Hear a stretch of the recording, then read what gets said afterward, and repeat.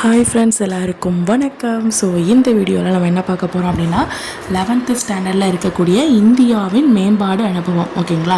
So இந்த lesson தான் பார்க்க போகிறோம். பேஜஸ் வந்து கம்மியாக தான் இருக்கிற மாதிரி இருக்கும். ஈஸியாக நீங்கள் கொஞ்சம் ஐடென்டிஃபை பண்ணுற மாதிரி தான் இருக்கும். ஓகேங்களா? ஸோ ஒரு சில டேட்டாஸ் மட்டும் இருக்கும். ஸோ அதை மட்டும் மெமரைஸ் பண்ணிக்கிற மாதிரி இருக்கும். ஓகேங்களா?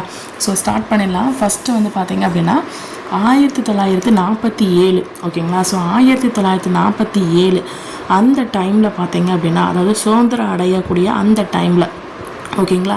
ஸோ போக்குவரத்து, அப்புறம் தகவல் தொடர்பு, பொருளாதாரம், அப்புறம் அறிவியல் தொழில்நுட்பம், இது எல்லா இதுலேயும் நம்ம வந்து என்ன பண்ணுவோம்னா பின்தங்கிய நிலையில் இருப்போம். ஓகேங்களா? பின்தங்கிய நிலையில் இருந்தோம். ஓகேங்களா? ஸோ இப்போ வந்து விவசாயம் அப்படிங்கிறது ஒரு விஷயத்த பார்த்தீங்கன்னா, இப்போலாம் என்னது, அவங்கவுங்களுக்கு ஒரு நிலம் இருக்கும். அதில் வந்து அந்த விவசாயம் பண்ணுவாங்க. இல்லை அப்படின்னா வேறு இடத்துல யார்ட்டையாவது வந்து குத்தகைக்கு வாங்கி அந்த மாதிரி விவசாயம் பண்ணுவாங்க. ஸோ இது மாதிரி தான் இருக்கும். ஸோ அந்த டைமில் வந்து பார்த்திங்கன்னா விவசாயம் அப்படிங்கிறது நிலப்பிரபுக்கள் கையில் வந்து இருந்துச்சு. ஓகேங்களா? ஸோ இது புரிஞ்சுட்டா ஃபஸ்ட்டு என்ன சொல்கிறோம், 1947 சுதந்திரம் அடைகிறதுக்கு அந்த டைமில் வந்து பார்த்திங்க அப்படின்னா எல்லா இதுலேயும் நம்ம வந்து ஃபஸ்ட்டு ஸ்டார்டிங்கில் நமக்கு இன்னும் எதுவுமே தெரியாது. ஸோ ஃப்ரெஷ்ஷாக நம்மக்கிட்ட கொடுக்குறாங்க. ஸோ அப்போ வந்து நமக்கு என்ன இது எப்படின்னு தெரியாது. டெக்னாலஜி சரி, போக்குவரத்து சரி, எதுவுமே நமக்கு எப்படின்னு தெரியாது. ஸோ அப்போ எல்லாத்தையும் நம்ம வந்து என்ன பண்ணிருந்தோம், பின்தங்கிய நிலையில் தான் இருந்தோம். ஸோ அதுக்கப்புறம் தான் கொஞ்சம் கொஞ்சமாக நம்ம என்ன பண்ணோம், டெவலப் பண்ண ஆரம்பித்தோம். ஓகேங்களா?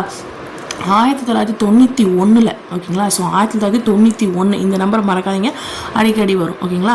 ஸோ இது வந்து இந்திய பொருளாதாரத்தில் ஒரு திருப்பு முனையாக அமைஞ்ச வருடம் அப்படின்னு சொல்கிறாங்க. அப்போ கேட்பாங்க, எந்த வருடம் வந்து இந்திய பொருளாதாரத்தில் ஒரு திருப்பு முனையாக அமைஞ்சது அப்படின்னு கேட்பாங்க. ஸோ அப்போ என்னது, 1991. 1947 பின்தங்கிய நிலையில் இருந்துச்சு. 1991 வந்து உங்களுக்கு வந்து என்னது, ஒரு திருப்பு முனையாக இருந்துச்சு. எதுக்கு? நம்மளுடைய இந்திய பொருளாதாரத்தில் ஒரு திருப்பு முனையாக இருந்துச்சு அப்படின்னு சொல்கிறாங்க. ஸோ இந்த 2 பாயிண்ட் ஞாபகம் இருக்கா? மொதல் பாயிண்ட் 1947, ரெண்டாவது பாயிண்ட் 1991. ஓகேங்களா? ஸோ இதில் வந்து ஒரு 3 விஷயத்த வந்து சொல்லுவாங்க. ஓகேங்களா? ஒன்று தாராளமயம், இன்னொன்று தனியார் மயம், இன்னொன்று உலகமயம். அதாவது எல்பிஜி அப்படின்னு சொல்லுவாங்க. எல்பிஜி கேஸ் தான் வச்சுக்கோங்க. ஓகேங்களா? ஸோ தாராளமயம், தனியார் மயம், இன்னொன்று வந்து உலகமயம். ஓகேங்களா? ஸோ இந்த தாராளமயம் அப்படின்னா என்னது அப்படின்னா லிபரலைசேஷன். ஓகே, கொஞ்சம் லிபரலாக விட்டுப்பிடி அப்படின்னு சொல்லுவாங்கள்ல. ஸோ கொஞ்சம் தாராளமயம். ஓகேங்களா? ஸோ நெக்ஸ்ட்டு வந்து தனியார் மயம், ப்ரைவேடைசேஷன். ஓகேங்களா? ப்ரைவேட். ஓகேங்களா? ஸோ உலகமயம் அப்படிங்கிறது குளோபலைசேஷன். ஓகேங்களா? ஸோ அப்போ மொத்தம் 3 டைப்பு. ஓகேங்களா? ஸோ தாராளமயம், தனியார் மயம், அதுக்கப்புறம் உலகமயம். ஓகேங்களா? So liberalisation, ப்ரைவேடைசேஷன்ஸ், குளோபலைசேஷன்ஸ். ஓகேங்களா? ஸோ இதுதான் நம்முடைய பொருளாதார கொள்கையுடைய முக்கிய ஒரு தூண்கள் மாதிரி அப்படின்னு சொல்கிறாங்க. ஓகேங்களா? அப்போ நம்ம கேட்பாங்க, பொருளாதார கொள்கையுடைய முக்கிய தூண்கள் எது அப்படின்னு சொல்லி கேட்டிங்கன்னா மொத்தம் வந்து 3 இது இருக்குது. ஒன்று தாராளமயம், இன்னொன்று வந்து தனியார் மயம், இன்னொன்று வந்து உலகமயம். ஓகேங்களா? ஸோ இது முடிஞ்சிட்டா. ஸோ அதுக்கப்புறம் பார்த்திங்க அப்படின்னா லிபரலைசேஷன். ஓகேங்களா? ஸோ லிபரலைசேஷன் அப்படின்னா என்னென்னா, தொழில்துறை மீது அரசு கட்டுப்பாடுகளை எல்லா நிலைகளிலும் நீக்குவது அல்லது தளர்த்துவது. ஓகேங்களா? ஸோ இப்போ வந்து ஏதாவது ஏதாச்சும் ஒரு என்ன சொல்கிறது, இப்போ ஏஐ அப்படின்னு சொல்லி ஏதாச்சும் ஒன்று வச்சுக்கோங்களேன். அந்த டெக்னாலஜி அந்த இதில் ஃபுல்லாக தெரியும். கவர்மெண்ட்டோடைய கட்டுப்பாடு எதுவும் கவர்மெண்ட் கண்ட்ரோலில் இல்லாமல் எல்லா நிலையிலும் கொஞ்சம் அந்த என்ன சொல்கிறது, அந்த கொஞ்சம் ஃப்ரீயாக விடுறது அப்படிங்கிற மாதிரி. ஓகே, ஃபுல் கண்ட்ரோல் அப்படி ஃபோக்கஸ் அப்படிங்கிறத பண்ணாமல் கொஞ்சம் லிபரலாக விடுறது. ஓகே, அதான் லிபரலைசேஷன். ஓகேங்களா? ஸோ நீக்குவது அல்லது தளர்த்துவது. ஓகேங்களா? ஸோ அதுக்கப்புறம் பார்த்தீங்கன்னா இதில் என்னென்ன அம்சங்கள் வந்து இருக்குது அப்படின்னு சொல்லி பார்க்கலாம். ஓகேங்களா? ஸோ உரிமங்கள், கட்டுப்பாடுகள், நெறிப்படுத்துதல், இது எல்லாத்தையும் வந்து என்ன பண்ணுறாங்க, நீக்கலாம். ஓகேங்களா? ஸோ அதுக்கப்புறம் அந்த சலுகை, ஊக்கத்தொகை இதெல்லாம் கொடுக்குற மாதிரி இருக்கும். எதில்? இந்த லிபரலைசேஷனில். ஓகேங்களா? ஸோ அதாவது உரிமங்கள், கட்டுப்பாடுகள், நெறிப்படுத்துதல் இது எல்லாமே வந்து நீக்கிற மாதிரி இருக்கும். அதாவது அந்த லிபரலைசேஷன் அப்படிங்கிற ஒரு டாபிக் உள்ள. ஓகேங்களா? ஸோ அதுக்கப்புறம் அந்த சலுகை, ஊக்கத்தொகை இதெல்லாமே கொடுப்பாங்க. ஸோ அதுக்கப்புறம் தொழில்துறை, நிதி நிறுவனங்களுடைய பங்களிப்பு அப்படிங்கிறது வந்து இருக்கும். ஓகேங்களா? நிறைய நிதி நிறுவனங்கள் இப்போ ஏதாவது தொழில் தொடங்குறோம் அப்படின்னா அந்த தொழில் தொடங்குறதுக்கான ஏதாவது ஒரு அமௌண்ட் வேணும் அப்படின்னா அந்த அமௌண்ட்டை வந்து நான் நிறைய நிதி நிறுவனங்கள் மூலமாக நான் என்ன பண்ணிக்கலாம், வாங்கிக்கலாம். ஸோ இதான் என்னது, லிபரலைசேஷன். புரிஞ்சுட்டா? லிபரலைசேஷன் அப்படின்னா என்னது, எந்த ஒரு கவர்மெண்ட்டுடைய கண்ட்ரோல் எதுவுமே இல்லாமல் கொஞ்சம் தளர்வு விடுறது. ஓகேங்களா? ஸோ கொஞ்சம் தளர்வு விடுறது. சில கட்டுப்பாடுகள் ஏதாவது இருந்துச்சுன்னா அதை எங்களுக்கு கொஞ்சம் கஷ்டமாக இருக்குது அப்படின்னா கொஞ்சம் அதை நீக்கிறது. ஸோ இந்த மாதிரி இருக்கும். ஸோ அது மட்டும் இல்லாமல் உரிமங்கள், அப்புறம் அப்புறம் இந்த கட்டுப்பாடு நெறிப்படுத்துறது இது எல்லாத்தையும் கொஞ்சம் நீக்கிறது. அதுக்கப்புறம் இந்த ஊக்கத்தொகை இதெல்லாம் கொடுப்பாங்கல்ல, ஸோ அதில் போனஸ் இந்த மாதிரி இதெல்லாம் கொடுப்பாங்க. ஸோ அதுக்கப்புறம் நிறைய நிதி நிறுவனங்கள் வந்து என்ன பண்ணுவாங்க, ஹெல்ப் பண்ணுவாங்க. ஓகேங்களா, ஸோ இதுதான் அந்த பாயிண்ட். நெக்ஸ்ட் வந்து இதில் இப்போ ஒரு விஷயம் அப்படின்னா அந்த கண்டிப்பாக ஒன்று ப்ளஸ்ன்னு ஒன்று இருக்கும், இன்னொன்று மைனஸ்ன்னு ஒன்று கண்டிப்பாக இருக்கும். ஸோ இதில் இப்போ ப்ளஸ் அதிகமாக இருக்கா மைனஸ் அதிகமாக பார்க்கலாம், ப்ளஸ் தான் அதிகமாக இருக்குது. ஸோ என்னென்னு சொல்லியிருக்குன்னு பார்க்கலாம். ஸோ அதாவது நேர்மறை விளைவு என்னென்னலாம் இருக்கும், எதிர்மறை விளைவு என்னெல்லாம் இருக்கும் இதில் லிபரலைசேஷனில். ஓகேங்களா, ஸோ இப்போலாம் கூற்று காரணம் அதிகமாக கேட்கறதுனால இதுக்கு வந்து உங்களுக்கு கொஞ்சம் யூஸ்ஃபுல்லாக இருக்கும். ஓகேங்களா, ஸோ வெளிநாட்டு முதலீடு அதிகரிப்பு. இப்போ இது மாதிரி லிபரலைசேஷன் நம்ம விடுறதுனால நிறைய வெளிநாட்டு முதலீடு வந்து இன்னும் கொஞ்சம் அதிகமாகுது. ஓகேங்களா, வெளிநாட்டில் போய் நல்லா முதலீடு செய்யலாம். ஸோ அவங்க உள்ள இங்கே வந்து முதலீடு செய்யலாம். ஸோ அப்போ இது வந்து என்ன ஆகுது, கொஞ்சம் இன்க்ரீஸ் ஆகுது அப்படின்னு சொல்கிறாங்க. ஸோ உற்பத்தி இதனால நிறைய வாங்குறதுனால நமக்கு உற்பத்தி இன்னும் கொஞ்சம் அதிகமாகுது. ஓகேங்களா, ஸோ தொழில்நுட்ப வளர்ச்சி மேம்பாடு. நம்மளுடைய தொழில்நுட்பம் வந்து இன்னும் கொஞ்சம் ஏதாவது ஒரு தொழில்நுட்பம் எடுத்துக்கிட்டிங்கன்னா அதோட வளர்ச்சி வந்து இன்னும் கொஞ்சம் என்ன ஆச்சு, டெவலப் ஆகிட்டே இருக்குது. ஓகேங்களா, ஜிடிபியோட வளர்ச்சி விதமும் என்ன ஆகுது, உங்களுக்கு வந்து இன்க்ரீஸ் ஆகுது அப்படின்னு சொல்கிறாங்க. ஸோ அப்போ ஆப்போசிட்டாக என்ன இருக்குது, இதுக்கான என்ன நெகட்டிவ் பாயிண்ட்ஸ் இருக்குது அப்படின்னா, ஒன்று வந்து வேலையின்மை அப்படிங்கிறது இதில் வந்து பாயிண்ட்டாக இருக்குது. மேக்ஸிமம் இப்போ வரைக்கும் வேலையின்மை அப்படிங்கிறது ஒரு பாயிண்ட்டாக இருக்குது. ஓகேங்களா, ஸோ வேலையின்மை அப்படிங்கிற ஒரு விஷயம் வந்து இன்க்ரீஸ் ஆகிட்டே இருக்குது. வரி அதாவது டேக்ஸுங்கிறது ஏன்னா சொல்லிட்டாங்க, ஆல்ரெடி சொல்லிட்டாங்க, கவர்மெண்ட் கட்டுப்பாடு கம்மியாக தான் இருக்கும், அல்லது தளர்த்துவாங்க அப்படி தான் சொல்லியிருக்காங்க. ஸோ அப்படி கம்மியாகும் போது இல்லை தளர்த்தும் போது கவர்மெண்ட் கண்ட்ரோல் இல்லாத போது அவங்க டேக்ஸுங்கிறது வந்து கொஞ்சம் கம்மியாக தான் சொல்லுவாங்க, இல்லை டேக்ஸுங்கிறது இல்லை அப்படின்னா ஃப்ரீயாக விடுவாங்க, லிபரலாக விடுவாங்க. ஸோ அப்போ வந்து வரி வரவு அப்படிங்கிறது வந்து கம்மியாக இருக்கும் அப்படின்னு சொல்கிறாங்க. ஓகேங்களா, ஸோ அதுக்கப்புறம் பார்த்தீங்கன்னா தனியார் மயம் அப்படின்னு சொல்கிறாங்க. இப்போ இதெல்லாம் பார்த்தா தாராள மயம், இதில் தனியார் மயம் பார்த்தீங்க அப்படின்னா இதில் வந்து பொதுத்துறையுடைய நிர்வாகம் உரிமை இது வந்து தனியாருக்கு அப்படியே வந்து என்னாகும், சேஞ்ச் ஆகும். ஓகேங்களா, ஏன்னா தனியார் மையம் அதிலே கொடுத்துட்டாங்க. ஸோ அப்போ வந்து பொதுத்துறையுடைய நிர்வாகம் சரி உரிமையும் சரி யார்கிட்ட சேஞ்ச் ஆகும், தனியார் மயத்துக்கு சேஞ்ச் ஆகும். ஓகேங்களா, ஸோ அதுக்கப்புறம் பார்த்தீங்கன்னா உலகமயமாக்குதல் அப்படின்னு சொல்கிறாங்க. ஓகேங்களா, ஸோ இது வந்து குளோபலைசேஷன். இதில் வந்து பார்த்தீங்க அப்படின்னா உள்நாட்டுடைய பொருளாதாரம். ஓகேங்களா, அதாவது நம்ம இந்தியா இருக்குல்ல, நம்ம இந்தியாவோட பொருளாதாரம் இருக்குல்ல, ஸோ அதை வந்து மற்ற உலக பொருளாதாரத்தோட ஜாயின் பண்ணுறது. ஓகேங்களா, ஸோ அதான் சொல்கிறாங்க உலகம் அப்படின்றது எல்லா வேர்ல்டில் எல்லா இது ஒரு எக்கனாமிக்கும் என்ன பண்ணுறது, ஜாயின் பண்ணுற மாதிரி. ஓகேங்களா, ஸோ அதான் கொடுத்துருக்காங்க. நம்மளுடைய இந்திய உள்நாட்டு பொருளாதாரத்தை வந்து மற்ற உலக நாடுகள் இருக்கும்ல, ஸோ அவங்களுடைய எக்கனாமிக்கெலாம் என்ன பண்ணுறது, ஜாயின் பண்ணுறது. ஓகேங்களா, ஸோ அவ்வளோதான். ஓகேங்களா, நெக்ஸ்ட் வந்து இதில் அளவீடுகள் அப்படின்னு சொல்லி கொடுத்துருக்குறாங்க. ஸோ சுங்கவரி குறைப்பு தவிர்ப்பு அப்படின்னு குறைப்பாங்க அல்லது தவிர்ப்பு வேண்டான்னு விட்டுருவாங்க. ஸோ இதன் மூலமாக நமக்கு வந்து இறக்குமதியை வந்து என்ன பண்ணலாம், எளிமைப்படுத்தலாம் அப்படின்னு சொல்லுவாங்க. இறக்குமதி அப்படிங்கிறது நம்ம நிறைய பொருளை வந்து இறக்குமதி பண்ணலாம் அப்படின்னு சொல்கிறாங்க. நெக்ஸ்ட் வந்து வெளிநாட்டு நேரடி முதலீடு அதாவது எஃப்டிஐ, அதுக்கப்புறம் வெளிநாட்டு தொகுப்பு முதலீடு எஃபிஐ. ஓகேங்களா, இது ரெண்டுமே என்ன பண்ணுறாங்க, அவ்வளோ பண்ணுறாங்க. அதாவது ஃபாரினர்ஸ் வந்து இங்கே வந்து முதலீடு பண்ணி வியாபாரம் செய்யலாம், அல்லது நாம் வந்து அங்கே போய் முதலீடு செஞ்சு வியாபாரம் பண்ணலாம். ஸோ இந்த மாதிரி பண்ணும்போது இது கொஞ்சம் நல்ல ஒரு இதாக இருக்குது. ஓகேங்களா, இப்போ சைனா பொருள் வந்து இங்கே வந்து விற்கிறாங்க, ஜப்பான் பொருள் இங்கே வந்து விற்கிறாங்க, அது இங்கே வந்து விற்கல, பட் அந்த இறக்குமதி மூலமாக பண்ணி இது பண்ணுறாங்க. அப்போ இறக்குமதிக்கு டேக்ஸுங்கிறது கம்மியாக இருக்குது, இல்லை தளர விடுறாங்க. ஸோ அப்போ இதனால இன்னும் கொஞ்சம் வந்து நமக்கு டெவலப் ஆகுது அப்படின்னு சொல்கிறாங்க. ஓகேங்களா, ஸோ அதே மாதிரி நேர்மறை என்ன இருக்குது, எதிர்மறை என்னென்ன இருக்குன்னு சொல்லி பார்க்கலாம். ஸோ நேர்மறைன்னு சொல்லி பார்த்தீங்க அப்படின்னா சந்தைகள் விரிவாக்கம். இது மாதிரி நம்மளுடைய நாடை வந்து சந்தையாக யூஸ் பண்ணி மற்ற நாடுகள் வந்து விற்பாங்க. ஸோ நம்ம நாட்டில் உள்ள பொருட்களை மற்ற நாடுகளில் சந்தைகளை போய் நம்ம என்ன பண்ணுவோம், விற்கிறோம். ஓகேங்களா, அதாவது இறக்குமதி ஏற்றுமதி பண்ணி விற்கிறோம். ஓகேங்களா, நேராக போய் இவங்க போய் விற்கிற, ஸோ ஏற்றுமதி இறக்குமதி மூலமாக விற்கிறோம். ஸோ நெக்ஸ்ட் வந்து உள்கட்டமைப்பு வளர்ச்சி. ஓகே, நம்முடைய உள்கட்டமைப்பு அப்படிங்கிறது வந்து இன்னும் கொஞ்சம் டெவலப்மெண்ட் ஆகும். ஓகேங்களா, ஸோ மக்களுடைய வாழ்க்கை தரமும் சரி நாட்டுடைய வாழ்க்கை தரமும் சரி கொஞ்சம் டெவலப் ஆகும். நெக்ஸ்ட் வந்து பன்னாட்டு ஒத்துழைப்பு. நிறைய நாடுகள் வந்து எல்லாருக்கும் ஒத்துழைப்பு செய்வாங்க. ஸோ ஏதாவது ஒரு பிரச்சனை, இப்போ நிறைய பிரச்சனைகள் வருதுல, ஸோ ஒரு நாடு இன்னொரு ஹெல்ப்ஃபுல்லாக இருக்குது. ஸோ அந்த மாதிரி. ஓகேங்களா, ஸோ இதனால் இப்படி நடக்குது அப்படின்னு சொல்கிறாங்க. ஸோ எதிர்மறை இது பார்த்தீங்க அப்படின்னா நெருக்கடி போட்டி. இது மூலம் பண்ணும்போது இப்போ ஒரு ஃபார் எக்ஸாம்பிள் வச்சுக்கோங்க, இப்போ இந்தியாவுக்கும் யாரை எடுத்துக்கலாம், ஜப்பானுக்குன்னு வச்சுக்கோங்க. இந்தியாவுக்கும் ஜப்பானுக்கு பொருள் திங்ஸ் வந்து மாறி சேஞ்ச் ஆகிக்குதுன்னு வச்சுக்கோங்க. அப்போ அந்த ஊடையில் ஆப்போசிட்டாக இருக்கிற நம்ம அமெரிக்காக்காரன்னு வச்சுக்கோங்க. அவங்க என்ன பண்ணுவாங்க, அப்போ ஏன் நாட்டுக்குள்ளே தான் நீ வாங்கு அப்படின்னு சொல்லி அந்த போட்டி வந்து வரும், நெருக்கடி போட்டி வரும் அப்படின்னு சொல்லுவாங்க. ஸோ முற்றுரிமை அப்படிங்கிறது வந்து என்ன ஆகும் அப்படின்னா இன்க்ரீஸ் ஆகும் அப்படின்னு சொல்கிறாங்க. ஸோ நெக்ஸ்ட் வந்து பார்த்தீங்கன்னா எல்பிஜி, இதற்கு ஆதரவான கருத்துக்கள் என்னென்னலாம் இருக்குது அப்படின்னு சொல்லி பார்க்கலாம். ஸோ பொருளாதார நடவடிக்கை வந்து ஆரம்பிக்க செய்கிறதுக்கு நிறைய கட்டுப்பாடுகள் அப்படிங்கிறது வந்து இருக்குது இல்லைங்களா. அதாவது இப்போ கவர்மெண்ட் வந்து என்ன பண்ணும், ஓகே இதுக்கான கொஞ்சம் கொள்கைகள் வந்து நான் என்ன கொஞ்சம் தளர்த்தி விடுறேன் அப்படின்னு சொல்லி சொல்லுவாங்க. இப்போ நம்ம ஏதாவது ஒரு பொருளாதார ரீதியாக ஏதாவது நான் உள்ள வந்து என்ட்ரு ஆகிறேன்னு வச்சுக்கோங்க. ஸோ எனக்கு நிறைய டேக்ஸ் அது இதுன்னு சொல்லியிருந்தா நான் கண்டிப்பாக அந்த இடத்துல வந்து ஜாயின் பண்ண மாட்டேன். ஸோ அப்போ வந்து எனக்கான ஒரு உரிமை கொள்கையில் வந்து கொஞ்சம் தளர்வு விடுறது, ஓகே இவ்வளோ பண்ணால் போதும், இவ்வளோ பர்சன்டேஜ் நீங்கள் கட்டினா போதும். அது மாதிரி கவர்மெண்ட் வந்து என்ன பண்ணும், கொஞ்சம் உரிமை கொள்கைகளை வந்து என்ன பண்ணும், தளர்த்தும் அப்படின்னு சொல்கிறாங்க. தனியார் மயமாதல் அப்படிங்கிறது வந்து அவசியமாகுது. ஓகேங்களா, ப்ரைவேட் செக்டாரும் இருக்கிறது ஒரு நல்லதான் அப்படின்னு சொல்லி சொல்கிறாங்க. ஸோ உலகமயமாதலும் நமக்கு அவசியம் தான் ஆகுது அப்படின்னு சொல்கிறாங்க. தனியார் மயமும் உலகமயமாதல் ரெண்டுமே நமக்கு வந்து அவசியம் அப்படிங்கிறாங்க. ஸோ வளர்ச்சி குன்றிய நாடுகளின் அதாவது வளர்ச்சி குன்றிய நாடுகள் இருக்குல்ல, இப்போ வந்து வளர்ந்த நாடுகள்னால் என்னது, இப்போ அமெரிக்கா அதில் நாடுகள்லாம் இருக்குல்ல. ஸோ அதெல்லாம் வளர்ந்த நாடுகள். இந்த மாதிரி நாடுகள்லாம் அது வளர்ந்துருக்குன்னா அதுக்கு காரணம் என்னது, வளர்ச்சி குன்றிய நாடுகள் வந்து அந்த நாட்டில் வந்து நிறைய பொருட்களை வாங்குறதுனால தான் அவங்க வந்து வளர்ந்துருக்காங்க. ஓகேங்களா, ஸோ வளர்ந்த நாடுகள் வந்து அவங்களா வளர்ந்துக்கிட்டே போகல, அது வளர்ச்சி குன்றிய நாடுகள் வந்து அவங்களும் சேர்ந்து சப்போர்ட் பண்ணுறதுனால தான் அவங்க என்ன பண்ணுறாங்க, வளர்ந்துருக்குறாங்க அப்படின்னு சொல்கிறாங்க.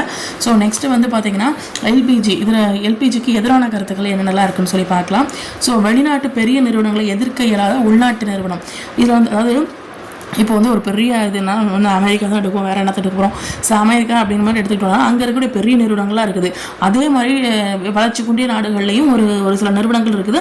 ஆனால் ரெண்டுமே இப்போ ஒரு மொபைல்னு வச்சுக்கோங்களேன், அதே மொபைல் தான் அங்கேயும், அதே மொபைல் தான் இங்கேயும். நான் ரெண்டு வளர்ச்சி அதிகமாக இருக்கிறதையும் அதே மொபைல் தான், வளர்ச்சி குன்றியதுலேயும் அதே மொபைல் தான். ஸோ அப்போ வந்து அந்த இதை வந்து நம்ம போட்டு அந்த நாட்டை போட்டு நம்மளால் பண்ண முடியாது இல்லைங்களா. ஸோ அப்போ வந்து உள்நாட்டு நிறுவனம் அப்படிங்கிறது வந்து பாதிக்கப்படுது அப்படின்னு சொல்கிறாங்க. So continue. ஸோ அப்போ எந்த இது வந்து உங்களுக்கு ஆதிக்க நிறைஞ்ச நிறுவனமாக இருக்கும், யார்கிட்ட அதிகமாக பணம் இருக்கோ, யார்கிட்ட எந்த நாடு வந்து அதிகம் டெவலப் ஆகி இருக்குதோ, அதிகாரம் யார்கிட்ட இருக்கோ அவங்க கிட்ட தான் ஃபுல் கண்ட்ரோல் இருக்கும். ஸோ ஓகேங்களா. ஸோ அப்போ வந்து சமூக நீதி அப்படிங்கிறது வந்து என்னமோ நிலைநாட்ட முடியாது அப்படின்னு சொல்லி சொல்கிறாங்க, எதிர்பார்க்க அல்லது நிலைநாட்ட முடியாது அப்படின்னு சொல்கிறாங்க. ஓகேங்களா. ஸோ நெக்ஸ்ட் வந்து பார்த்தோன்னா உலகமயமாக்கல். இதில் பார்த்தீங்க அப்படின்னா எல்லா நாடும் ஒரே இதில், ஓகேங்களா. இப்போ இதுதான் ஒரு கொடான்னு வச்சுக்கோங்களேன், இதில் வந்து எல்லா நாடுகளும் உள்ளே இருக்குது. ஓகேங்களா. ஸோ அதான் உலகமயமாக்கல் அப்படிங்கிறாங்க. ஓகேங்களா. ஸோ வளர்ந்த நாடு இன்னும் கொஞ்சம் வளர்ந்துக்கிட்டே இருக்குது, வளர்ச்சி குறைந்த நாடு இன்னும் கொஞ்சம் அதோட பாதிப்பு நலன் வந்து பாதிப்படைஞ்சிக்கிட்டே இருக்குது. இப்போ rich man get rich, poor man get poor சொல்லுவாங்களா. ஸோ அந்த மாதிரி தான். ஓகேங்களா. ஸோ நெக்ஸ்ட் வந்து டிஸ்இன்வெஸ்ட்மெண்ட் அப்படின்னு சொல்கிறாங்க. பொதுத்துறை நிறுவனங்களின் பங்குகளை, பொதுத்துறை இருக்குல்ல, ஸோ அந்த பங்கை வந்து தனியார் அப்புறம் வந்து வங்கிகளுக்கு வந்து விற்கிறது அப்படின்னு சொல்லி சொல்கிறாங்க. ஓகேங்களா. டிஸ்இன்வெஸ்ட்மெண்ட் அப்படின்னு சொல்கிறாங்க. ஓகேங்களா. ஸோ நெக்ஸ்ட் வந்து பார்த்திங்கன்னா ஜிடிபியோடைய வளர்ச்சி அப்படின்னு சொல்லி பார்த்தீங்கன்னா இப்போ 2014 அது ஒரு மாதிரி பாக்ஸ் மாதிரி போட்டு டேட்டா மாதிரி கட்டமாக கொடுத்துருப்பாங்க, அந்த இதில் வந்து இருக்கும். ஓகேங்களா. ஸோ 2014, 15, 16, 17. ஓகேங்களா. ஸோ இதில் வந்து பார்த்திங்கன்னா 4 இருக்கா. ஸோ 4க்கு அப்புறம் என்னது 5 + 6. இதில் 5 இருக்கா. ஸோ 6 இருக்கா. ஸோ 7 இருக்கா. ஸோ 7 மட்டும் வச்சுக்கோங்க, இதில் மட்டும் தான் மாற்றணும். ஓகேங்களா. மற்றெல்லாம் நம்பர்லாம் அதே தான். ஓகேங்களா. 4 வந்தால் 5, 5 வந்தால் 6, 6 வந்தால் 7, 7 வந்தால் 7. ஓகேங்களா. ஸோ அதுக்கப்புறம் பார்த்தீங்கன்னா இப்போ வந்து அப்ரிவேஷன் மாதிரி கேட்பாங்க. ஸோ எஃப்டிஐ அப்படிங்கிறது வந்து என்னென்னா வெளிநாட்டு நேரடி முதலீடு. ஓகேங்களா. ஸோ வெளிநாட்டு நேரடி டைரக்ட் அப்படின்ட்டு வந்துருக்குங்களா. ஸோ இப்போ டைரக்ட் முதலீடு. ஓகேங்களா. Direct investment. Okay, foreign direct investment. Next வந்து வெளிநாடு தொகுப்பு முதலீடு. ஓகேங்களா. எஃபிஐ. ஓகேங்களா. ஸோ ஐஎம்எஃப் அப்படிங்கிறது பன்னாட்டு பண நிதியம். ஓகேங்களா. ஸோ பன்னாட்டு பண நிதியம். நெக்ஸ்ட் வந்து ஜிடிபிங்கிறது உள்நாட்டு மொத்த உற்பத்தி தெரிஞ்சது தான். ஸோ எஃப்ஐபிபி அப்படிங்கிறது வெளிநாட்டு முதலீடு ஊக்குவிப்பு. ஓகேங்களா. ஸோ ஊக்குவிப்பு வாரியம் அப்படின்னு சொல்கிறாங்க. ஓகேங்களா. ஸோ இது வந்து பார்த்துக்கோங்க.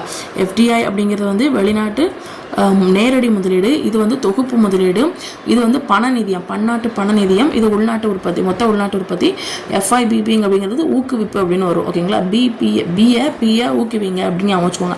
ஸோ வெளிநாட்டு முதலீட்டு ஊக்குவிப்பு வாரியம். ஸோ அடுத்து வந்து பார்த்தீங்கன்னா 2016 பார்த்தீங்க அப்படின்னா 2251 பில்லியன் அமெரிக்க டாலர் வந்து நம்மளுடைய இந்தியாவில் ஜிடிபி வந்து இருந்திருக்குன்னு சொல்கிறாங்க. ஓகேங்களா. 2016 2251. ஓகேங்களா. ஸோ 2016 இது எப்படி வச்சுக்கலாம், 2016 2251 எப்படி வச்சுக்கலாம், 2251 எப்படி வச்சுக்கலாம் அப்படின்னா 2016 6 இருக்குது. 6 எப்படி வரும், 5 + 1 தானே 6. ஸோ அப்போ வந்து 5, 1. ஓகேங்களா. So 2016 2251 billion America dollar GDP நம்ம இந்தியாவில் ஜிடிபி இருக்குன்னு சொல்கிறாங்க. ஓகேங்களா. ஸோ உலக மொத்த ஜிடிபியில் இந்தியாவுடைய பங்கு எவ்வளவு அப்படின்னா 2.9. ஓகேங்களா. ஸோ உலக மொத்த ஜிடிபியில் இப்போ இவ்வளோ பெரிய உலகம் இருக்குது அப்படின்னா அதில் இந்தியாவோட பங்கு அப்படிங்கிறது வந்து எவ்வளோ இருக்குது அப்படின்னா ஜஸ்ட் 2.9. ஆனால் அது ஜஸ்ட்டு சொல்ல முடியாது, கொஞ்சம் அதிகம் தான். பட் நம்ம சொல்கிறோம் டூ அப்படிங்கிறது கம்மின்னு நம்ம சொல்லுவோம்ல. ஸோ அதுக்காக அப்படி சொன்னேன். ஸோ அதுக்கப்புறம் இந்தியா உலக மக்கள் தொகையில் ஓகேங்களா, உலக மக்கள் தொகையில் 17.5 ஓகேங்களா. ஸோ 17 வயசு மக்களுக்கு வந்து 17 வயசு ஆயிடுச்சு அப்படிங்கிற மாதிரி ஞாபகம் வச்சுக்கோங்க. உலக நிலப்பரப்பு வந்து 2.4 ஓகேங்களா. ஸோ 2.4 அப்போ 2.4 ஓகேங்களா. ஸோ அதுக்கப்புறம் ஆசிய நாடுகளோட மொத்த உற்பத்தியில் இந்தியா வந்து 3வது இடத்துல இருக்குது ஓகேங்களா. ஆசிய நாடுகளில் மொத்த உற்பத்தி ஆசியா 3 வந்துட்டா. ஸோ மொத்த உற்பத்தியில் ஸோ மொத்த உற்பத்தியில் 3வது பிளேஸ் இருக்குது. ஃபர்ஸ்ட் யார் இருக்கா? சைனா, செகண்ட் ஜப்பான், தேர்டு வந்து உங்களுக்கு வந்து நம்ம நாடு வந்து இருக்குது ஓகேங்களா. ஸோ இதை வந்து ட்ரை பண்ணி பாருங்கள். ஸோ 2016 பார்த்தீங்க அப்படின்னா உங்களுக்கு 2251 ஓகேங்களா. ஸோ அந்த அளவுக்கு நம்ம இந்தியாவில் ஜிடிபி அப்படிங்கிறது வந்து இருக்குது. உலக மொத்த ஜிடிபியில் இந்தியாவுடைய பங்கு எவ்வளோ இருக்குது அப்படின்னா 2.9 ஓகேங்களா. ஸோ அதுக்கப்புறம் மக்கள்னு சொல்கிறேன். ஸோ மக்கள் அப்படிங்கிறது வந்து என்ன வரும்? உலக மக்கள் தொகையில் அப்புறம் இந்தியாவுடைய உலக நிலப்பரப்பில் வந்து 2.4. மக்கள் தொகைக்கு என்ன ஷார்ட் கொடுத்தேன்? மக்கள் தொகை 17.5 ஓகேங்களா. ஸோ அதுக்கப்புறம் ஆசிய நாடுகளுடைய மொத்த உற்பத்தியில் ஃபஸ்ட்டு வந்து சைனா, அதுக்கப்புறம் ஜப்பான், தேர்ட் வந்து இந்தியா ஓகேங்களா.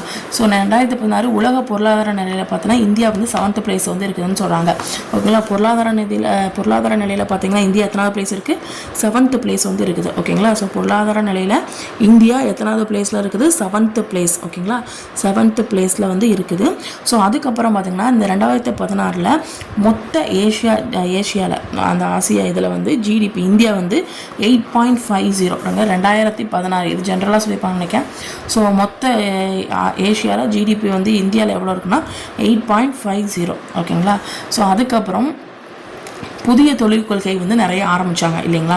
ஸோ அப்போ வந்து ஃபஸ்ட்டு அறிமுகப்படுத்தினது வந்து பிரைம் மினிஸ்டர் தான் அறிமுகப்படுத்தினாங்க ஓகேங்களா. ஸோ புதுசாக தொழில் ஆரம்பிக்கணும்னு சொல்லி யாரை அறிமுகப்படுத்துறாங்க? பிரைம் மினிஸ்டர் அப்படின்னு ஞாபகம். எப்போ அப்படின்னா ஜூன் ஸ்கூல் திறந்திருக்குமா, அப்போ அதுக்கு அடுத்த மாதம் அப்படின்னு ஞாபகம். ஜூலை 24 1991 மறக்கக்கூடாதுன்னு சொல்லியிருக்காங்க. ஸோ அடிக்கடி வரும் அப்படின்னா 1991 ஜூலை 24 ஓகேங்களா. புதிய தொழில் கொள்கை யார் அறிமுகப்படுத்தியிருக்காங்க அப்படின்னா பிரைம் மினிஸ்டர் வந்து அறிமுகப்படுத்தியிருக்காங்க. ஸோ இந்த புதிய தொழில் கொள்கை என்னெல்லாம் இருக்குது அப்படின்னா என்ன அதோடைய நோக்கம் என்னது அப்படின்னா அதிகார பிடியில் ஓகேங்களா. நிறைய தொழில்கள் வந்து அதிகார பிடியில் மாட்டியிருப்பாங்க. ஸோ அந்த தொழில்களை வந்து இன்னும் கொஞ்சம் டெவலப் பண்ணணும் ஓகேங்களா. ஸோ குட்டி எழுதியிருப்பேன். ஸோ நெக்ஸ்ட்டு வந்து வெளிநாட்டு நேரடி முதலீடு அந்த கட்டுப்பாடை வந்து நம்ம வந்து என்ன பண்ணோம்? ஒழிக்கிறது ஓகேங்களா. ஸோ வெளிநாட்டிலேருந்து நேரடி முதலீடு இங்கே பண்ணுறது, இங்கேருந்து அங்கே பண்ணுறது, அந்த கட்டுப்பாடுகள் நிறைய பண்ணியிருந்தாங்க. அந்த கட்டுப்பாடுகளை ஒழிக்கிறதுக்கு இந்த புதிய தொழில் கொள்கை அப்படிங்கிறது வந்து யூஸ்ஃபுல்லாக இருந்துச்சு. அப்புறம் வந்து MRDP அப்படின்னு சொல்கிறாங்க ஓகேங்களா. ஸோ அந்த இது வந்து பார்த்தீங்க அப்படின்னா சட்ட கட்டுப்பாடு அந்த இது MRTD அப்படிங்கிற ஒரு சட்டம் சொல்லுவாங்க. ஸோ அந்த இதுலேருந்து வந்து நிறைய தளர்வுகளை வந்து கொடுக்கணும் ஓகேங்களா. ஸோ அதுக்கப்புறம் சர்வதேச போட்டி அப்படிங்கிற விஷயத்தை வந்து ஃபாலோ பண்ணுறணும். ஸோ ஃபாலோ பண்ணுறதுனால நீடித்த வளர்ச்சி அப்படிங்கிறது வந்து நமக்கு கிடைக்கும் அப்படின்னு சொல்கிறாங்க ஓகேங்களா. ஸோ அதுக்கப்புறம் பார்த்தீங்கன்னா முற்றுரிமை வாணிப கட்டுப்பாட்டு சட்டம், அதாவது இப்போ சொன்னோம்ல MRDP ஓகேங்களா. ஸோ முற்றுரிமை வாணிப கட்டுப்பாட்டு சட்டம் வாணிப கட்டுப்பாட்டு சட்டம் இதை வந்து எப்போ ரிமூவ் பண்ணாங்க அப்படின்னா, ஏன்னா இதில் வந்து நிறைய சட்டங்களுக்கு வந்து போட்டிருப்பாங்க. ஸோ அந்த சட்டத்தை வந்து எப்போ வந்து நீக்கினாங்க அப்படின்னா 1991 புதிய தொழில் கொள்கை வருது, அந்த வாணிப சட்டம் அப்படிங்கிறது தூக்கிட்டாங்க ஓகேங்களா. MRDP அப்படிங்கிறத வந்து என்ன பண்ணாங்க? டிபிங்கிறத வந்து என்ன பண்ணிட்டாங்க? தூக்கிட்டாங்க. முற்றுரிமை வாணிக சட்டம் அப்படிங்கிறது எப்போ நீக்கினாங்க? 1991. இப்போவும் 1991 வந்துட்டா. ஸோ அதுக்கப்புறம் போட்டிக்குழு ஏற்படுத்தப்பட்ட ஆண்டு அப்படின்னா 2010 ஓகேங்களா. போட்டியில் கலந்துக்கணும்னா எத்தனை ரூபா கொடுக்கணும்? 10 ரூபா கொடுக்கணும். அப்போ போட்டியில் கலந்துக்கணும்னா எத்தனை ரூபா கொடுக்கணும்? 10 ரூபா கொடுக்கணும் அப்படின்னு ஞாபகம் வச்சுக்கோங்க. ஸோ அதுக்கப்புறம் பார்த்தீங்கன்னா தொழில் கொள்கையில் அரசு எடுத்த முக்கிய முயற்சிகள் என்னது? இந்த தொழில் கொள்கைகள் நிறைய ஆரம்பித்தாங்கல்ல. ஸோ அதை வந்து அரசு நமக்கு என்ன ஒரு முயற்சிகள் எடுத்து பண்ணியிருக்கு அப்படின்னு பார்க்கலாம். தொழில் உரிமங்கள் வந்து விளக்கம் கொடுத்துருக்காங்க ஓகேங்களா. ஸோ விளக்கம் டீட்டெயில்ஸ் கிடையாது, அதில் வந்து கொஞ்சம் ரிலீஃப் அப்படிங்கிற மாதிரி கொடுத்துருக்காங்க. தொழில் உரிமங்கள் எதுவும் இருக்கணும் அவசியம் கிடையாது ஓகேங்களா. அதுக்கப்புறம் சிவப்பு நாடா முறை அப்படிங்கிற விஷயத்தை வந்து முடிவுக்கு கொண்டு வந்துட்டாங்க. சிவப்பு நாடா அப்படிங்கிற முறையை முடிவுக்கு கொண்டு வந்துட்டாங்க. ஸோ அதுக்கப்புறம் தொழில்துறையில் ஓகேங்களா. ஸோ தொழில்துறையில் இருக்கக்கூடிய ஒதுக்கீடு இத்தனை பர்சன்டேஜ் இவ்வளோ இந்த ஆட்கள் வந்து இத்தனை பர்சன்டேஜ் தான் இருக்கணும், இந்த ஆட்கள் இத்தனை பர்சன்டேஜ் தான் இருக்கணும் அப்படிங்கிற இந்த இதை வந்து என்ன பண்ணிட்டாங்க? நீக்கிட்டாங்க. ஸோ அதுக்கப்புறம் பொதுத்துறை கொள்கை அப்படிங்கிற மாதிரி கொண்டு வரப்பட்டுச்சு அப்படிங்கிறாங்க. அதாவது பொதுத்துறைன்னா என்னது, உனக்கு டேலண்ட் இருக்கா, நீ வந்து என்ன பண்ணலாம், நீ வந்து தன்னாச்சியாக வந்து என்ன பண்ணலாம், நீ தொழில் கொள்கையில் நீங்கள் இது பண்ணலாம் அப்படின்னு சொல்கிறாங்க. ஓகேங்களா. ஸோ இப்போ வந்து எம்ஆர்டிபின்னு சொல்கிறோம்ல அப்படின்னா என்னதுன்னா monopoly and restrictive trade practice. ஓகேங்களா. எம்ஆர்டிபி அப்படின்னா என்னது, மோனோபாலி ரெஸ்ட்ரிக்டிவ் ட்ரேட் அதுக்கப்புறம் ப்ராக்டிஸ். ஓகேங்களா. ஸோ அதாவது முற்றுரிமை வாணிப கட்டுப்பாட்டு சட்டம் அப்படின்னு சொல்கிறாங்க. ஸோ அந்த சட்டத்தை வந்து ஒழிச்சு கட்டிட்டாங்க. ஸோ 1990 இந்த தொழில் கொள்கை அப்படிங்கிற மூலமாக எம்ஆர்டிபி அப்படிங்கிற ஒரு விஷயத்தை வந்து என்ன பண்ணாங்க, ரிமூவ் பண்ணிட்டாங்க. ஸோ 2010 போட்டி அப்படின்னு ஆல்ரெடி சொல்லியிருக்கோம். ஸோ போட்டி அப்படிங்கிற வந்து போட்டிக்குழு அப்படிங்கிற ஒரு விஷயத்தை வந்து ஏற்பாடு பண்ணியிருப்பாங்க. ஓகேங்களா. ஸோ அது எதுக்காக அப்படின்னா இந்த பொருளாதார போட்டிகள்லாம் நடந்திருக்குல்ல, ஸோ அதை கண்காணிக்கிறதுக்காக இதை வந்து இந்த போட்டிக்குழு அப்படிங்கிற ஒரு விஷயத்தை வந்து ஏற்பாடு பண்ணி கொடுத்துருக்காங்க. ஸோ இது என்னென்னு புரிஞ்சிருக்கா. ஸோ தொழில் உரிமங்கள் எல்லாத்தையும் இந்த 1991 தொழில் கொள்கைன்னு ஒன்று வந்ததுனால நமக்கு நிறைய வந்து நல்லது நடந்திருக்கு அப்படின்னு சொல்கிறாங்க. ஓகேங்களா. ஸோ அதுக்கப்புறம் பார்த்திங்க அப்படின்னா வெளிநாடு முதலீடு. ஓகேங்களா. ஸோ வெளிநாட்டு முதலீடு செய்கிறதுக்கு, அதுக்கப்புறம் வெளிநாடு முதலீட்டை வந்து உருவாக்குறதுக்கு, வெளிநாட்டில் போய் நான் முதலீடு செஞ்சு நான் தொழிலை உருவாக்குறது, அதுக்கப்புறம் வெளிநாட்டில் உள்ளவங்க இங்கே வந்து முதலீடு செய்கிறது, இது எல்லாத்துக்குமே அந்த FIBB அப்படிங்கிற ஒரு வாரியம் வந்து ஊக்குவிப்பு செய்கிறது. ஓகேங்களா. ஸோ அதுக்கப்புறம் பார்த்திங்கன்னா இப்போ வருஷம் 1984-85 வேளாண் துறையோட வளர்ச்சி வந்து பார்த்திங்கன்னா 3.62 அப்படிங்கிற மாதிரி இருக்குது. ஓகேங்களா. ஸோ இப்போ வந்து வேளாண் தான் நம்ம முதல்ல பார்ப்போம். ஓகேங்களா. ஸோ வேளாண் அப்படின்னு வச்சுக்கலாம். இல்லை 84-85 80 பாதி 8 பாதி கட் பண்ணால் 3 வரும். ஓகேங்களா. ஸோ அப்போ 84-85ங்கிறது வேளாண் துறையுடைய வளர்ச்சி 3.62. ஓகேங்களா. ஸோ மறுபடியும் முனைக்கிறேன், வேளாண் 3 எழுத்து இருக்குது. ஸோ 84-85 8 வந்து பாதியாக கட் பண்ணால் 3. ஸோ அப்போ வந்து 3.62. ஓகேங்களா. ஸோ 3ங்கிறத மட்டும் ஞாபகம் வச்சுக்கோங்க. ஓகேங்களா. ஸோ 1995-96 அப்புறம் வந்து 2004-2005 இந்த காலத்தில் பார்த்தீங்க அப்படின்னா 1.97 வந்து என்ன ஆகிட்டு குறைஞ்சிட்டு, ஓகேங்களா. 3 இருந்தது 1 ஆகிடுச்சு. ஓகேங்களா. ஸோ அப்போ நான் இதோட மூடிட்டு சொல்லி பாருங்கள். 1984-85 வந்து 3 இருந்தது, 3% இருந்துச்சு வேளாண் துறை. அதுக்கப்புறம் உங்களுக்கு வந்து என்ன ஆயிடுச்சு அப்படின்னா 1.97 வந்து குறைஞ்சிட்டு, என்னன்னா 2004-2005 1995-96. ஓகேங்களா. ஸோ அதுக்கப்புறம் பிரதம மந்திரி பசல் பீமா யோஜனா. ஓகேங்களா. ஸோ அப்போ வந்து பசல்னா என்னது, நம்ம வந்து பயிர், இது எப்படி வச்சுக்கலாம், பச்சை பசேன்னு இருக்குது அப்படின்னு சொல்லுவோம்ல.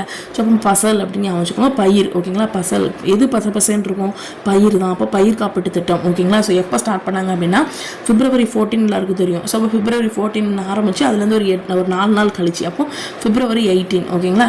ஸோ 18க்கு அப்போ 16வது வருஷம், அதாவது 2016வது வருஷம். அதுக்கப்புறம் 18வது நாள் பிப்ரவரிங்கிறது ஞாபகம் வச்சுக்கோங்க. அப்போ இந்த நம்பர் ஈஸியாக வச்சுக்கலாமா. பயிர் வந்து பசுமையாக இருக்குது. ஸோ பசல். ஓகேங்களா. ஸோ பசல் பசுமை. அப்போ February மாதம் வந்து எல்லாருமே பசுமையாக தான் இருப்பாங்க. ஸோ 14 மறந்துடுங்க. அதுக்கப்புறம் 16, அப்புறம் 18. 16ங்கிறது 2016. ஸோ 18ங்கிறது அந்த நாள். அதுக்கப்புறம் Februaryங்கிறது ஈஸியாக ஞாபகம் வச்சுக்கோங்க. ஓகேங்களா. ஸோ அப்போ கோடைக்கால பயிர்களுக்கு சந்தா எவ்வளவு அப்படின்னா 2%. கோடை 2% தான். குறுவை அப்படின்னா கொஞ்சம் குறைச்சிக்கோங்க. குறுவை கொஞ்சம் 1.5 குறைச்சாச்சு. ஓகேங்களா.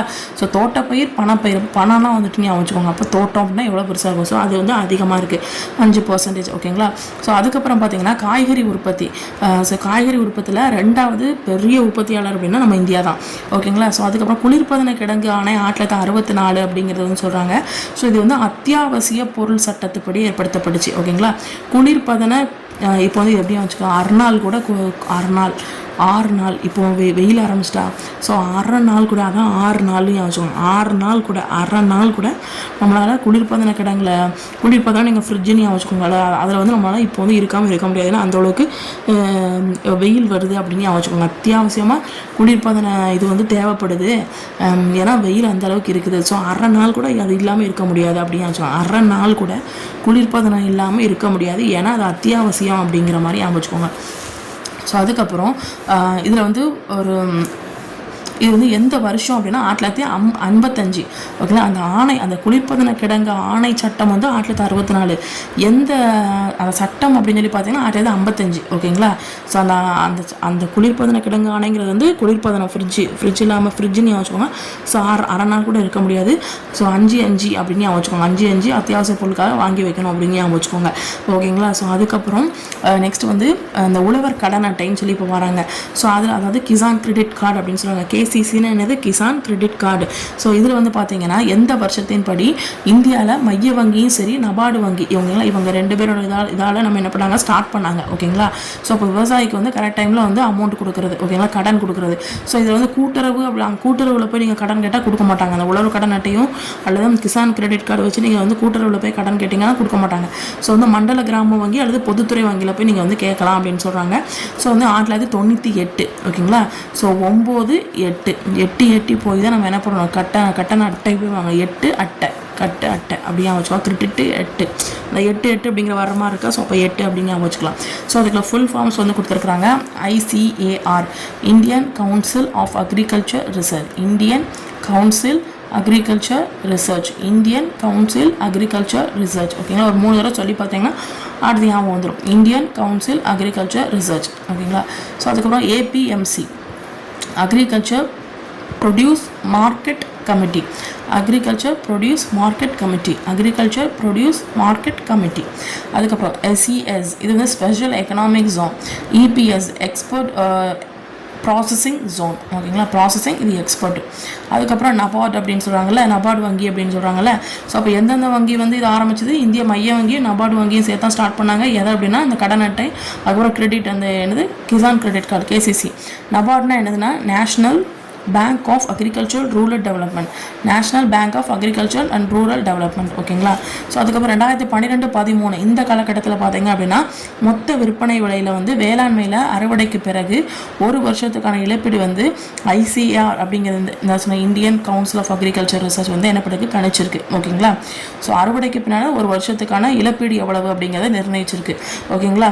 அதுக்கப்புறம் பார்த்தீங்கன்னா அதில் வந்து பார்த்தீங்கன்னா 2014 ICAR எவ்வளோ சொல்லியிருக்குன்னா 92,651 இருக்கு அப்படின்னு சொல்லியிருக்காங்க. ஓகேங்களா. 92,651 இருந்திருக்குன்னு சொல்லி ICAR, அதாவது Indian council agriculture of agriculture research அப்படிங்கிற விஷயம் வந்து சொல்லியிருக்கு. ஓகேங்களா. நெக்ஸ்ட் வந்து கூட்டு விரயங்கள் சதவீதங்கள் இது கேட்க மாட்டாங்க. ஸோ இதில் வந்து நான் எப்படின்னா சாய்ஸ், கிருஷோபா, அதுக்கப்புறம் VVTNBC இது எல்லாத்தையும் மிக்ஸ் பண்ணி அவங்க இது பண்ணியிருக்கேன். ஸோ அதில் வந்து கிருஷோபா சொன்னாங்க இது வந்து பார்க்கணும் அவசியம் கிடையாதுன்னு சொன்னாங்க. இது மேக்ஸிமம் கேட்க மாட்டாங்க அப்படின்னு சொன்னாங்க. ஸோ நீங்கள் உங்களுக்கு காமிக்கிற பார்க்கணுன்னா பார்த்துக்கோங்க. ஓகேங்களா. ஸோ இது விரயங்கள் சதவீதங்கள்லாம் கேட்க மாட்டாங்க. தானியம் வேணாலும் சொல்கிறேன். ஸோ தானியங்கள் 5-6. ஓகேங்களா. ஸோ 5 to 6 மணிக்குள்ள தானியங்கள் சாப்பிட்டுக்கோங்க. ஸோ 6 பருப்பு, அதுக்கப்புறம் தானியம், அதுக்கப்புறம் பருப்பு வகைகள் 6 to 8. ஸோ அதுக்கப்புறம் எண்ணெய் வித்துக்கள் 3 to 10 மணி வரை என்னது எண்ணெய் வித்துக்கள் இதெல்லாம் சதவீதம். ஓகேங்களா. ஸோ அதுக்கப்புறம் பழங்கள் காய்கறிகள் வந்து 5 to 16. பால் அப்படிங்கிறது 1. மீன் வளம் வந்து நிலத்தில் வந்து 5, கடலில் வந்து 10, இறைச்சி வந்து 3, கோழி வந்து 7. ஓகேங்களா. ஸோ 7 நாளும் கோழி சாப்பிடுவாங்கன்னு யோசிச்சுக்கோங்க. இறைச்சினா நம்ம அந்த மாதிரி மட்டன் அந்த மாதிரி எடுத்துக்கோங்க. அதில் வந்து 3ன்னு யோசிச்சுக்கோங்க. 3 நாள் சாப்பிடுவாங்கன்னு வச்சுக்கோங்க. நிலத்தில் 5, கடலில் 10. ஏன்னா மீனோட பலம் கடலில் தானே அப்படிங்கிற மாதிரி வச்சுக்கோங்க. பாலுக்கு எப்போவுமே நம்பர் 1 தான். ஸோ பழங்கள் காய்கறிகள் வந்து 5 வயசுலேருந்து கொடுக்க ஆரம்பிக்கலாம்னு ஞாபகம் வச்சுக்கோங்க. ஸோ எண்ணெய் வித்துக்கள் 3 to 10, அப்புறம் பருப்பு வந்து 6 to 8, தானியம் வந்து 5 to 6. ஓகேங்களா. ஸோ அதுக்கப்புறம் பார்த்தீங்கன்னா விவசாயிகளுக்கான மிகப்பெரிய உள்ளீடுன்னு பார்த்தீங்கன்னா விதைகள் தான். இப்போ நான் ஒரு விவசாயியாக இருக்கிறேன் அப்படின்னா எனக்கு மிகப்பெரிய உள்ளீடாக எது இருக்குது, விதை போட்டால் தான் விவசாயம் வரும். ஸோ ஓகேங்களா. ஸோ அதை சொல்லியிருக்காங்க. ஸோ அதுக்கப்புறம் இந்த விவசாய பொருட்களுக்கான அங்காடி குழு அப்படின்னு சொல்லி ஆரம்பிச்சிருக்காங்க. இப்போ நான் அதாவது விவசாயம் பண்ணுறேன், எனக்கு நிறைய பொருட்கள் இருக்குது, இப்போ நிறைய செய்கிறேன். ஸோ அதை வந்து நான் ஏதாச்சும் விற்கணும் அப்படின்னா எனக்கு ஒரு அங்காடி வேணும் தேவைப்படும். ஸோ அதுக்காக சொல்கிறாங்க. ஸோ APMC, அதாவது அக்ரிகல்ச்சர் ப்ரொடியூஸ் மார்க்கெட் கமிட்டி அப்படின்னு சொல்கிறாங்க. வர்த்தகம் செய்கிறதுக்காக அக்ரிகல்ச்சரும் சரி, அதுக்கப்புறம் இந்த தோட்ட பயிர்னாலும் சரி, இந்த கால்நடை பொருட்னாலும் சரி எல்லாத்தையும் விற்பனை செய்கிறதுக்காக ஒரு அங்காடி. ஓகேங்களா. அங்காடினா என்னது கடை. ஓகேங்களா. ஸோ இது வந்து ஸ்டேட் கவர்மெண்ட் தான் வந்து ஸ்டார்ட் பண்ணுச்சு அப்படின்னு சொல்கிறாங்க. ஸோ அதுக்கப்புறம் பார்த்தீங்கன்னா இந்த APMCயுடைய பணிகள் என்னென்னு சொல்லி பார்த்துடலாம். ஸோ பொது, தனியார். ஓகேங்களா. ஸோ இந்த பொதுவாக இருந்தாலும் சரி, தனியாக இருந்தாலும் சரி, கூட்டுறவு வளர்ச்சி பெற செய்கிறது. ஓகேங்களா. அதுக்கப்புறம் இந்த சந்தை சேவை, இதில் வந்து சந்தைன்னா என்னது, அவங்களுக்கு வந்து சந்தை ஏற்பாடு. இப்போ சந்தை புதன்கிழமை, வியாழக்கிழமை, வெள்ளிக்கிழமை சந்தை போடுவாங்கள்ல. ஸோ அந்த இதை வந்து விவசாயிகளுக்கு ஏற்பாடு பண்ணி கொடுங்க. அவங்க நிலத்தில் விளைஞ்சதை வந்து நீங்கள் வந்து சந்தை மாதிரி போட்டு கொடுத்தீங்கன்னா மக்கள் வாங்குற மாதிரி. ஓகேங்களா. ஸோ வெளிப்படைத்தன்மையாக இருக்கணும். அதாவது ஒரு இப்போ கேரட்டுன்னு வாங்குறீங்களா, விலை நிர்ணயம் இவ்வளோ தான் அப்படின்னு சொல்லி வெளிப்படைத்தன்மையாக இருக்கணும். ஓகேங்களா, அங்காடிகள் பரிமாற்றம் செய்யலாம். ஓகேங்களா, அதுக்கப்புறம் எந்த டைம் இப்போ நான் தான் இன்றைக்கி விவசாயம் பொருள் இவ்வளோ கொண்டு வந்திருக்கேன் அப்படின்னா இதை நான் இன்றைக்கி நான் வைக்கிறேன் அப்படின்னா இன்றைக்கி எனக்கு அந்த அமௌண்ட்டை என் கையில் கொடுக்கணும். அதான் which day sold that day amount give அப்படின்னு போட்டிருக்கேன். ஸோ அதுக்கப்புறம் வேலை நடவடிக்கைகள் வந்து என்கரேஜ் பண்ணணும் உங்களுக்கு. அதுக்கப்புறம் வந்து வரவு அதுக்கப்புறம் விலை எல்லாத்தையும் வந்து ஒரு டேட்டா மாதிரி ஷோ பண்ணி எல்லாருக்கிட்டையும் காமிக்கணும் அப்படிங்கிற மாதிரி சொல்கிறாங்க. இதுதான் ஏபிஎம்சியோடைய பணிகள் அப்படின்னு சொல்லி இப்போ நிறைய பேர் இந்த நியூஸ்லலாம் போடுறாங்களே, காய்கறிகளை விட இவ்வளவு இன்னைக்கு தக்காளியை விட அதிகரிச்சுட்டு அப்படிங்கிற மாதிரி ஒவ்வொரு டேட்டாலாம் போடுறாங்கல்ல. ஸோ அதாவது ஏபிஎம்சி பணிகள் அப்படின்னு ஞாபகம் வச்சுக்கோங்க. ஸோ அதுக்கப்புறம் சீர்திருத்தத்துக்கு அப்புறமா விவசாய நெருக்கடிகள் என்னென்ன நிலையை வந்து சந்திச்சுது அப்படின்னா, ஸோ ரெண்டு சைடு வந்து பொருட்களுடைய செலவு வந்து அதிகரிச்சுட்டு, ஸோ வேளாண்மைக்கு மானியம் குறைக்கிறத கம்மி பண்ணிட்டாங்க. ஸோ சுங்கவரின்னு சொல்லுவாங்க, அதோட இது வந்து குறைச்சிட்டாங்க. ஸோ கடன் வசதிகள் அப்படிங்கிறத வந்து கொஞ்சம் ஃபுல்லாக ஸ்டாப் பண்ணிட்டாங்க.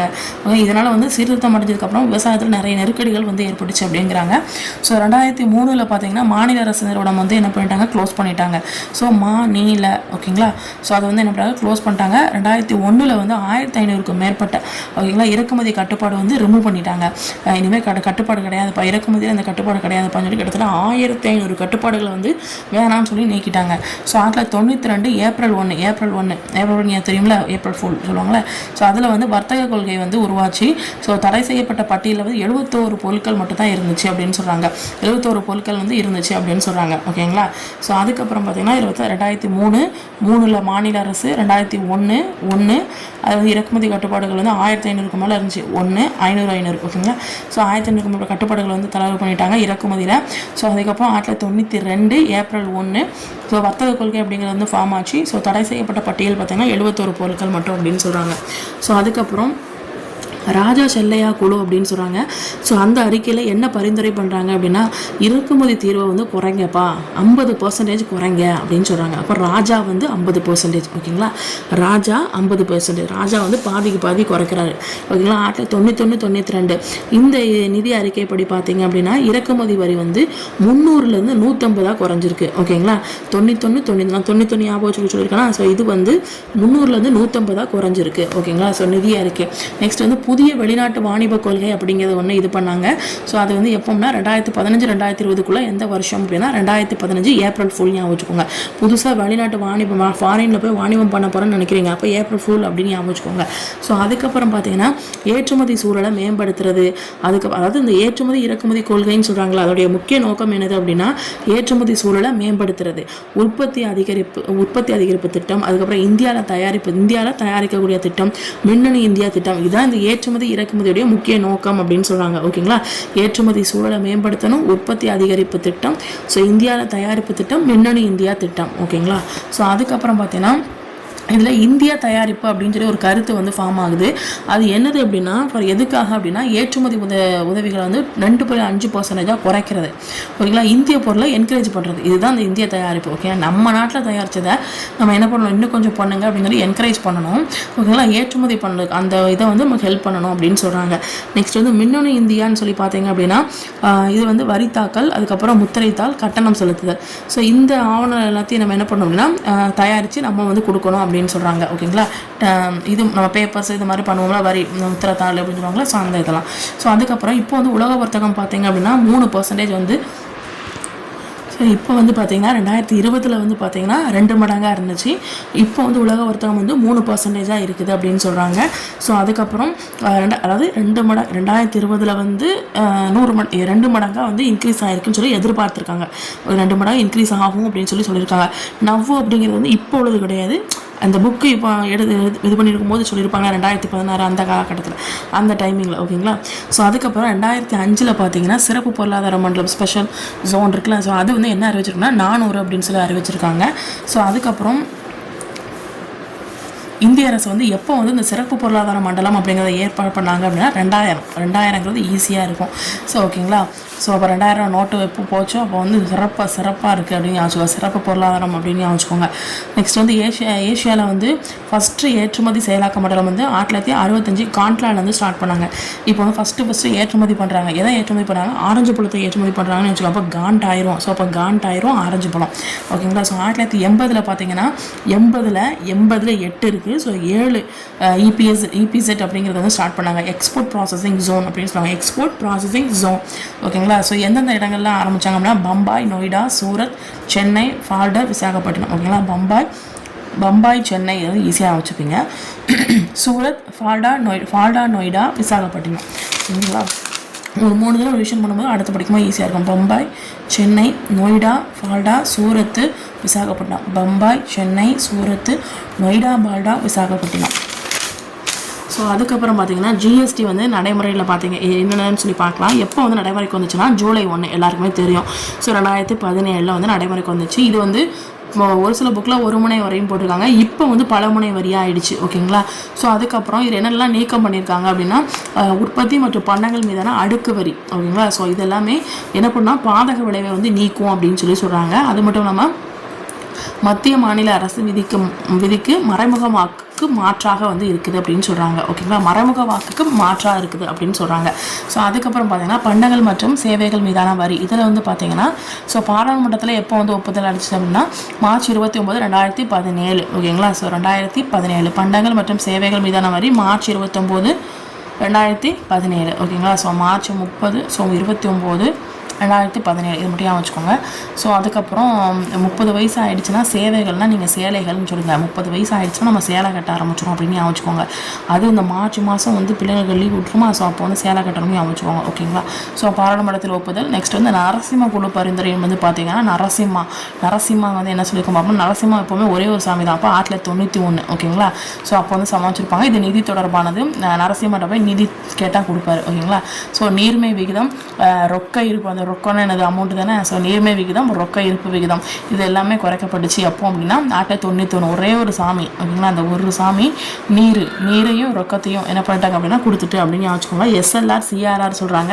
ஸோ இது வந்து பார்த்தீங்கன்னா SLRங்கிறது 3 வருஷத்தில் 38லேருந்து 25 குறைஞ்சிருக்கு. CRR அப்படிங்கிறது வந்து 4 வருஷத்தில் 3.5% குறைஞ்சிருக்கு. 38, 25, 3.5. ஓகேங்களா.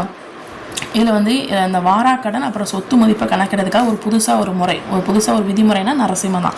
ஓகேங்களா. உனக்கு ஏதாவது கடன் ஏதாவது வராமல் இருக்கா, சொத்து மதிப்பு ஏதாவது ப்ராப்ளமாக இருக்கா, உடனே நரசிம்ம சாமியை கும்பிடுங்க அப்படின்னு வச்சுக்கோங்க. ஸோ இந்தியாவில் ஜிடிபியில் பார்த்தீங்கன்னா 2015-16 காலகட்டத்தில் பார்த்தீங்கன்னா $2 ட்ரில்லியன் இருந்துச்சு. இப்போ இந்த 2025 பார்த்தீங்கன்னா 4.5 ட்ரில்லியன் கிட்ட இருக்குது. ஓகேங்களா. ஸோ கரண்ட் இதில் ஸோ நமது நாடு வந்து புக்ஸில் வந்து பார்த்தீங்கன்னா ஜிடிபியில் 9th பிளேஸ் அப்படின்னு சொல்லி போட்டுருந்துச்சு. இப்போ கரண்ட்டில் பார்த்தீங்கன்னா 5th பிளேஸில் வந்து இருக்குது. ஓகேங்களா. ஜிடிபி 3 தான் இருக்குது, 2 எக்ஸ்ட்ரா வச்சுக்கோங்க. ஸோ புக் பேக்கில் பார்த்தீங்க அப்படின்னா தனியார் மயமாதல் பார்த்தீங்க அப்படின்னா என்னென்னா முதலீட்டை திரும்ப பெறது, தேசியமயம் வந்து நீக்கிறது, தொடர் நிறுவனமாக்கல். ஓகேங்களா. ஸோ ஒவ்வொரு நாடும் எப்படி இருக்கணும் அப்படின்னா வளர்ச்சிக்காக ஒன்று சார்ந்து தான் இருக்கணும் அப்படின்னு சொல்கிறாங்க.